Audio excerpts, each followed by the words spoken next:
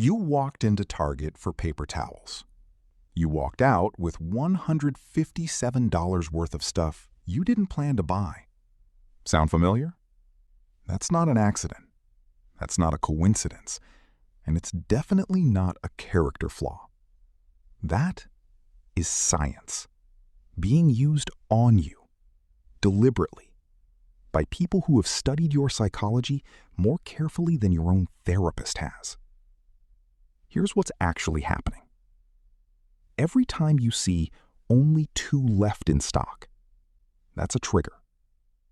Every time a celebrity you like holds up a product, that's a trigger. Every time a charity sends you a free calendar before asking for money, that's a trigger. Every time a salesperson makes an absurd offer first and then comes down, that's a trigger. And here's the thing nobody tells you. These triggers work even when you know about them. They're not tricks. They're not gimmicks. They are hardwired psychological mechanisms, shortcuts your brain uses to make thousands of daily decisions without burning out. And the people who sell things, run campaigns, and negotiate deals for a living have spent decades learning exactly how to activate them. There was one book that exposed all of it. Influence: The Psychology of Persuasion by Dr. Robert Cialdini, published in 1984. Over 5 million copies sold. The Foundation: How Persuasion Actually Works. Before we get to the 7 principles, we need to understand the engine that drives all of them. And Cialdini explains it with one of the most vivid examples in the book. Mother turkeys are extraordinary parents, devoted, protective, attentive.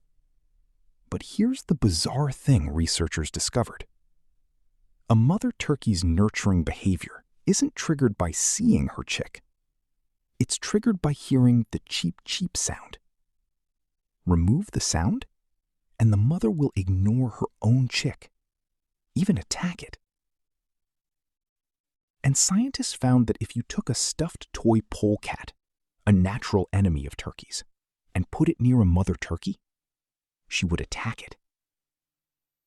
Unless you made it emit the cheep cheep sound.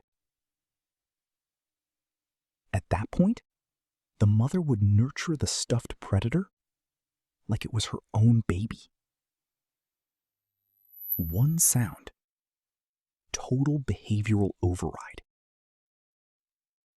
Cialdini calls this the click-whir response.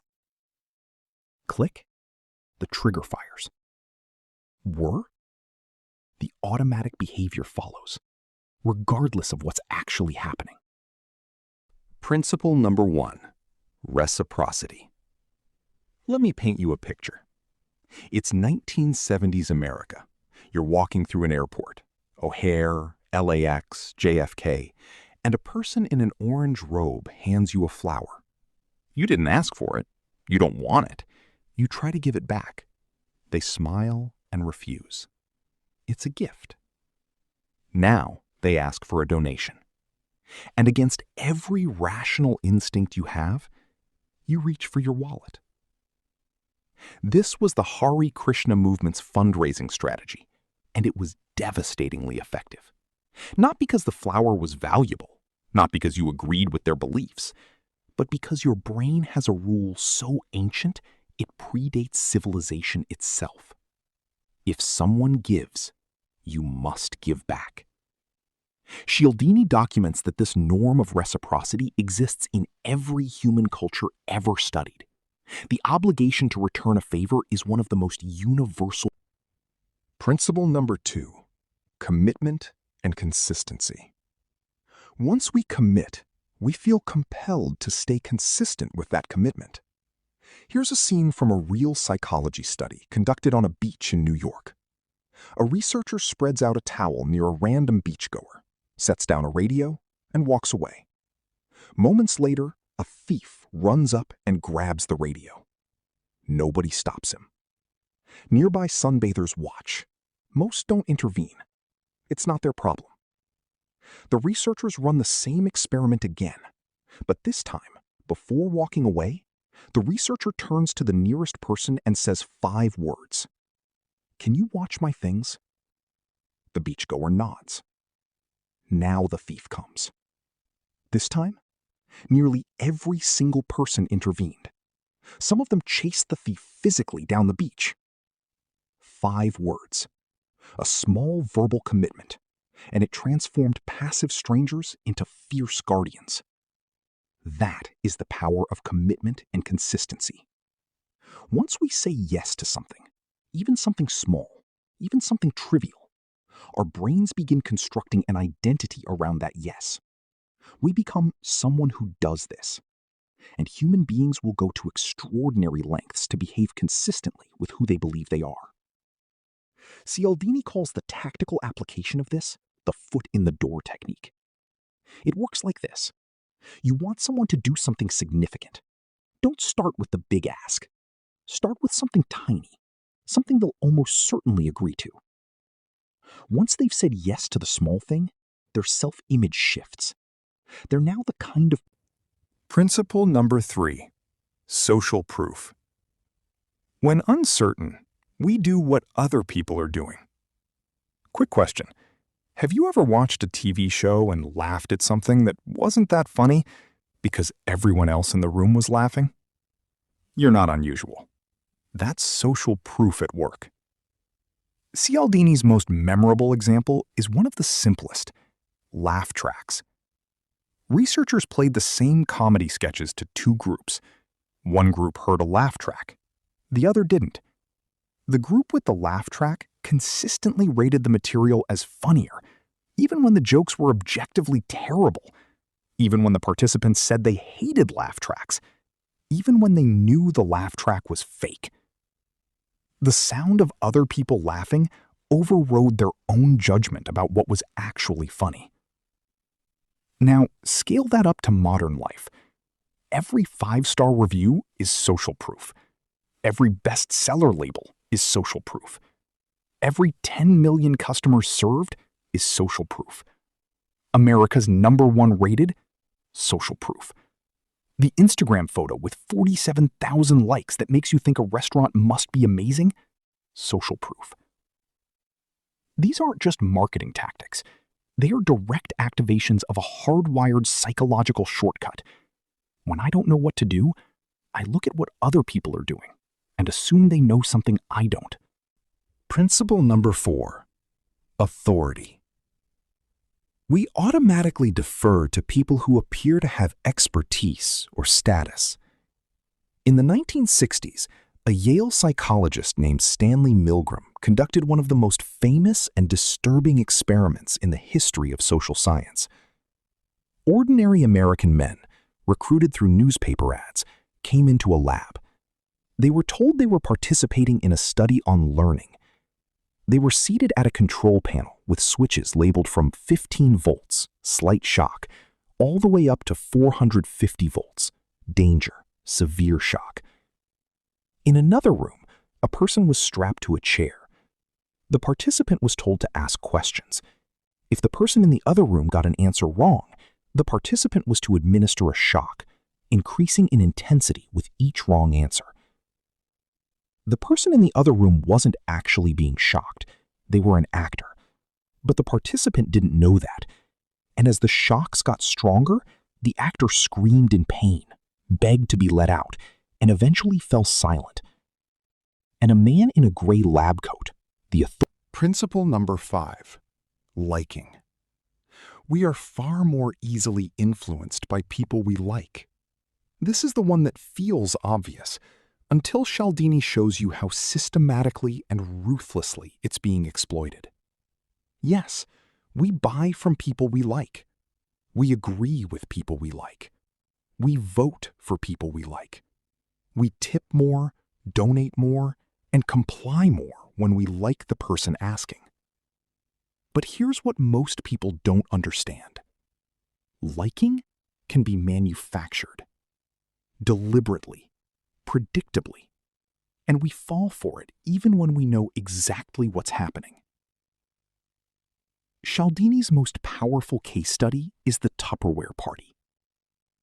In the 1950s, Tupperware built one of the most successful direct sales operations in American history. Not through advertising, not through retail stores, but through home parties hosted by friends. You'd be invited to your neighbor's house for what felt like a social gathering. There happened to be Tupperware there. There happened to be a demonstration. And when you bought something, it didn't feel like a commercial transaction. It felt like supporting a friend. That is the genius. Tupperware moved the entire sales interaction into the territory of friendship, and friendship is the most powerful liking trigger of all. Cialdini identifies 5 specific factors that increase liking, and he shows how each one is deliberately activated by skilled persuaders. Principle number 6, scarcity. We want things more when we think we're about to lose access to them. Imagine a cookie jar with 10 cookies in it. You pick one out, pretty good. Now imagine the same jar, same cookies, but there are only 2 left. How do those 2 cookies taste? Research says significantly better. Same cookies, same jar. The only thing that changed was the number. And your brain responded to the potential loss by dramatically increasing its assigned value to those cookies. This is loss aversion, one of the most reliably documented findings in all of behavioral psychology. People feel the pain of losing something roughly twice as intensely as the pleasure of gaining the equivalent thing. And scarcity hijacks this asymmetry with devastating precision. Every time you see a countdown. Principle number 7, unity, the one nobody talks about. We are most influenced by people we perceive as part of our own group.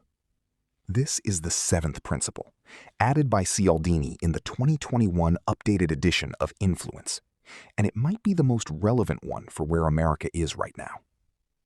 Unity is not the same as liking. Liking says, I enjoy you. Unity says, we are the same. The difference sounds subtle. The psychological effect is enormous. When we perceive someone as part of our tribe, our family, our community, our political group, our religion, our hometown, our automatic compliance response doesn't just increase, it transforms entirely. We're not just more likely to say yes, we feel a genuine obligation to help, protect, and align with them.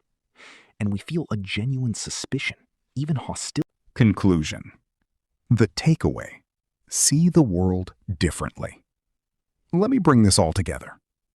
Robert Cialdini wrote Influence in 1984, before the internet, before social media, before algorithmic advertising, before billion-dollar attention economies. And yet, every single principle he identified has not only survived, it has been turbocharged by the modern world. Every only 3 left is scarcity. Every America's top doctors recommend is authority. Every free calendar before the donation ask is reciprocity. Every sign our petition first is commitment and consistency. Every 47,000 5-star reviews is social proof. Every influencer holding a product they love is liking. Every "we're in this together" political ad is unity. You are being targeted every day on every screen, in every store, in every conversation, by people who have studied these principles carefully. But here's what Cialdini also wants you to know. These principles are not evil. They are human. Reciprocity is the foundation of generosity. Commitment is the foundation of integrity. Social proof is how we learn from each other. Authority is how we benefit from expertise. Liking is what makes relationships worth having. Scarcity helps us prioritize. Unity gives us belonging. The principles themselves are neutral. What matters is That is the complete breakdown of influence by Robert Cialdini. All 7 principles, the science behind each one, and how to protect yourself. This book genuinely changed how I see the world. If this video gave you even one tool you'll actually use, hit the like button. It helps Book Decoded reach more people who need this. And if you want to keep decoding books like this, books that change how you think, work, and make decisions, subscribe to Book Decoded.